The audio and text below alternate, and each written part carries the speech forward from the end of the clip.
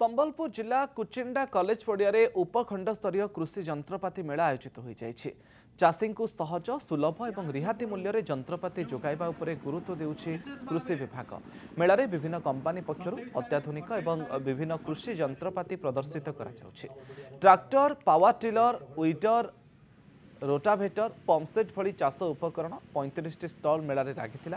याछड़ा मत्स्यपालन, गोपालन, उद्यान कृषि 3 दिन धरी चाषी को तालीम दि जाइथिला।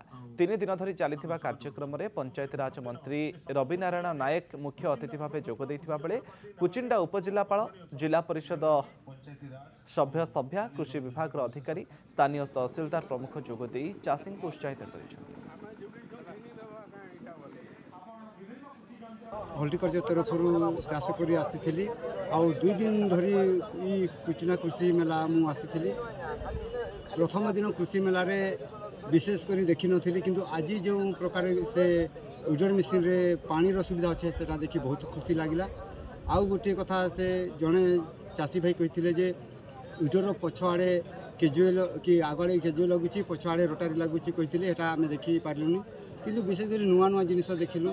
सर्वमोट आम 35 स्टल कर विभिन्न प्रकार ट्रैक्टर कंपनी, पावर टिलर, एडी वीडर, घास बछा यंत्र, पावर टिलर चाष करने यंत्र, ट्रैक्टर, एडी थ्रेसर अमल कर यंत्र, एडी ट्रांसप्लांटर धान रुआ यंत्र, पंपसेट, विभिन्न प्रकार आधुनिक कृषि जंत्रपाति प्रदर्शन कराइला। चाषी मान विगत 2 दिन धरी 28 और 29 तारिख में तालीम दिखाई कृषि जंत्रपातिर व्यवहार, रक्षणाबेक्षण और कार्य दक्षता।